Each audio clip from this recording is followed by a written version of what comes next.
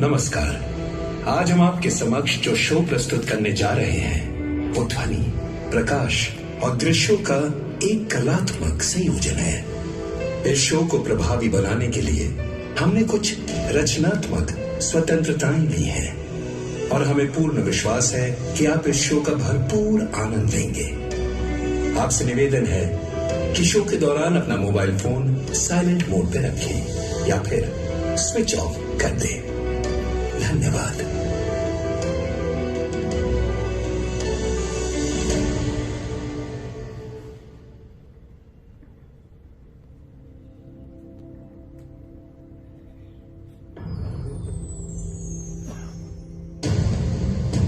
स्वागत है आप सबका। आज इस खुले सितारों भरे आसमान के तले हम सुनाएंगे एक उड़ान की कहानी, एक निर्माण की कहानी। इस कहानी के दो मुख्य पात्र हैं। एक हमारा देश भारत, जो अनुभव और प्रेरणा से भरी एक सतत प्रवाहित धारा है।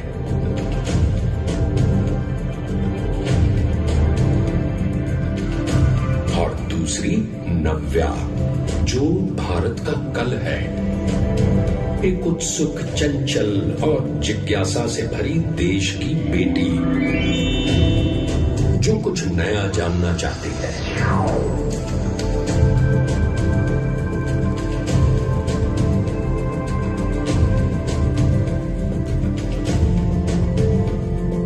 आज हम अपने गौरवशाली अतीत के विषय में जानेंगे और अपने उज्जवल भविष्य पर दृष्टि डालेंगे। तो चलिए मेरे साथ इस यात्रा पर। प्रस्तुत है नव्या की उड़ान, भारत का निर्माण।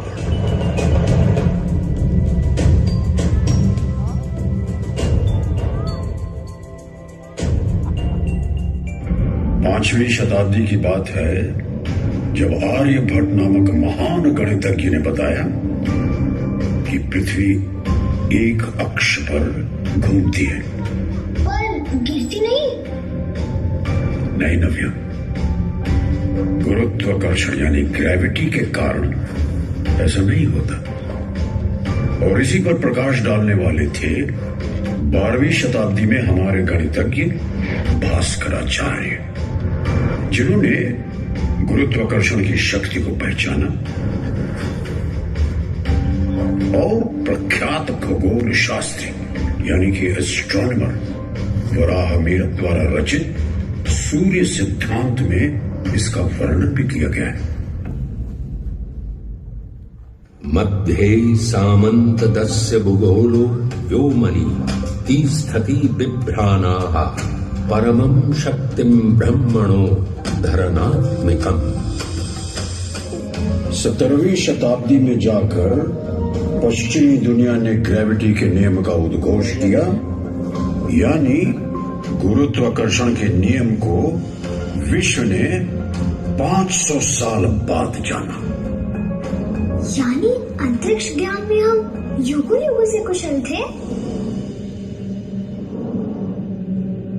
कुशल तो हम बहुत सारे क्षेत्रों में थे।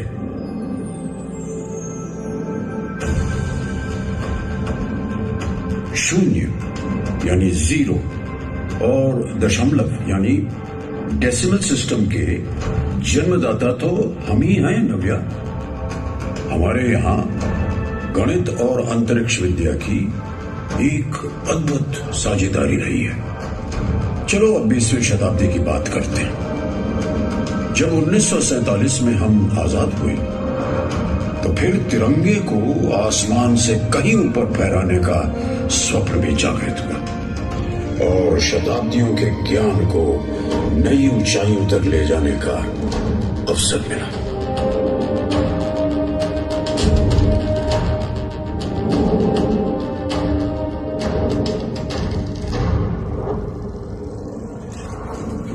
मुझे याद है कि 60 का दशक था। हमारे प्रधानमंत्री थे जवाहरलाल नेहरू।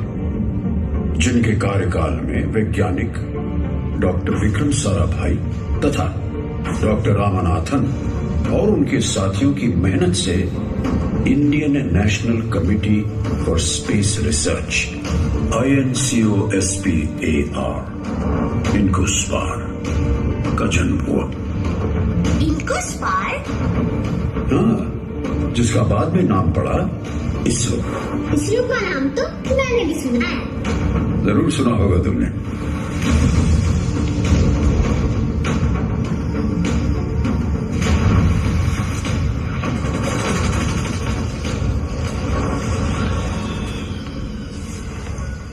पता है इसी दौरान बना Thumba equatorial rocket launching station.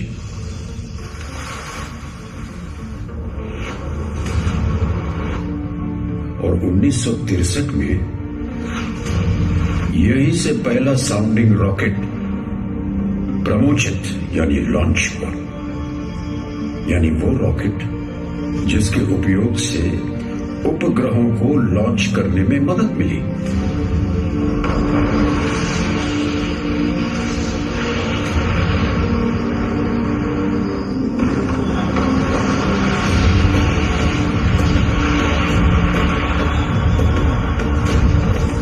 एक छोटा गांव था थुम्बा, जहां नारियल के पेड़ों के खेत में एक रॉकेट लॉन्च पैड बनाया गया था। एक तरफ प्रधानमंत्री लाल बहादुर शास्त्री द्वारा लाई गई हरित क्रांति,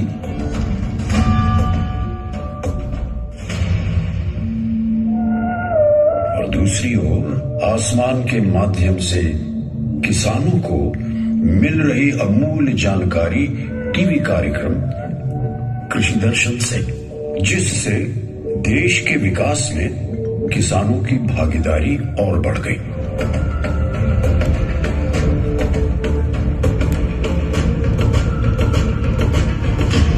और इसके बाद लॉन्च हुआ भारत में तैयार किया गया पहला उपग्रह आर्यभट्ट।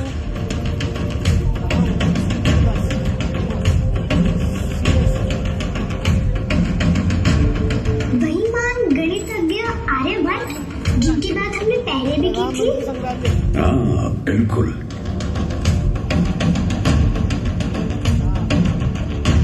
और नव्या, 1980 में मेरा नाम एक बार फिर अंतरिक्ष पर लिखा गया, जब प्रतिष्ठित वैज्ञानिक APJ अब्दुल कलाम और अन्य दिग्गज वैज्ञानिकों की मेहनत से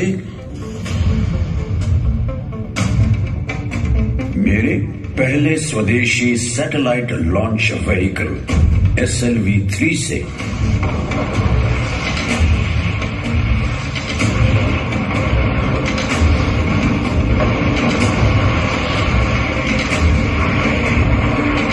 रोहिणी उपग्रह पर नियर अर्थ ऑर्बिट में सफलतापूर्वक अंतरिक्ष यानी इंजेक्ट किया गया।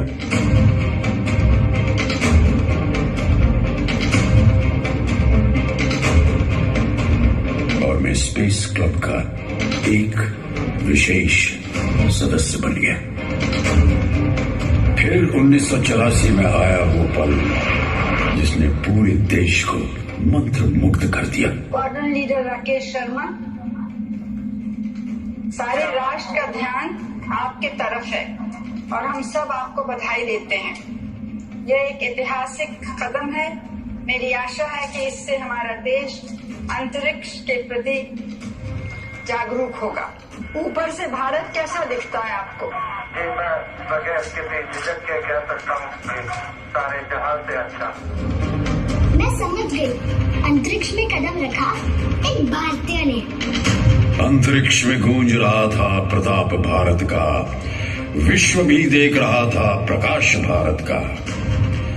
इस सारे जहां से अच्छे देश को अब रोकना संभव था। और 1982 से 1990 के बीच INSAT 1A, 1B, 1C और 1D का सफल प्रमोशन हुआ। और 1997 में तो जैसे कुछ लम्हों के लिए वक्त ठहर गया।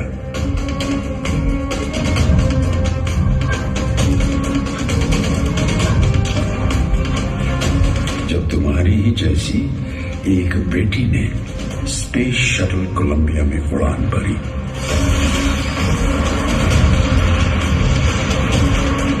और अंतरिक्ष में प्रवेश किया। आज भी हमारे दिलों में कल्पना चावला की निष्ठा, मेहनत और समर्पण की यादें बसी हुई है। मतलब मैं भी एस्ट्रोनॉट बन सकती हूँ? हाँ, एस्ट्रोनॉट भी बन सकती हो और चांद पर भी जा सकती हो।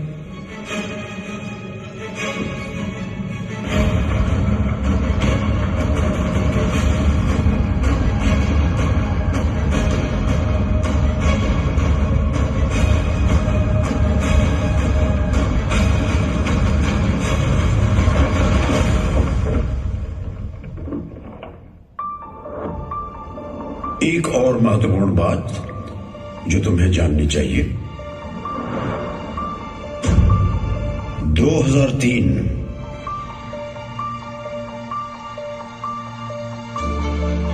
स्वतंत्रता दिवस के दिन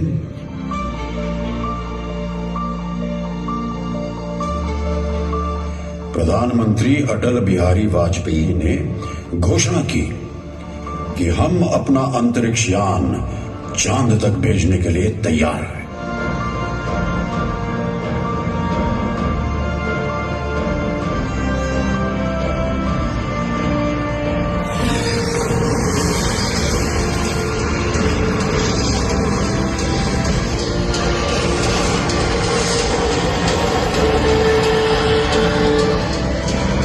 मतलब अब यान भी हमारा था? बिल्कुल।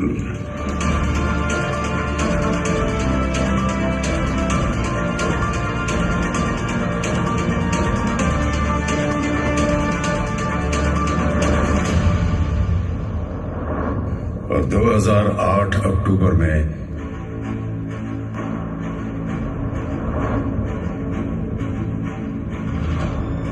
प्रधानमंत्री मनमोहन सिंह के कार्यकाल में चंद्रयान 1 ने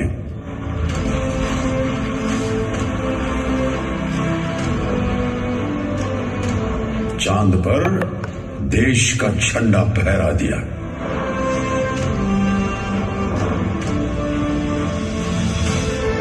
हमारे प्रधानमंत्री श्री नरेंद्र मोदी के अभूतपूर्व नेतृत्व में India has successfully reached Mars।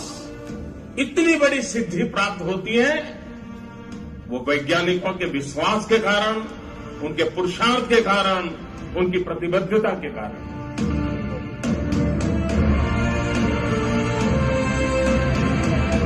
अंतरिक्षी उड़ान ने एक अलग ही रफ्तार पकड़ी है। मंगलयान भी वास्तव में मेक इन इंडिया की भावना को ही साकार करता है। पता है नव्या, 2017 में PSLV के जरिए हमने एक बार में 104 उपग्रह लॉन्च किए।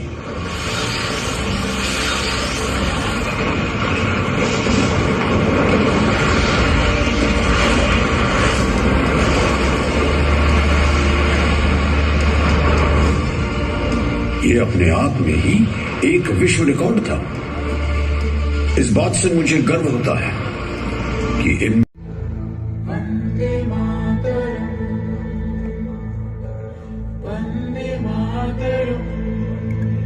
स्वप्न करोड़ों जाग उठे, थी आशा जिसकी हर मन को, नए सूर्य का उदय हुआ और धूप मिली हर आंगन को।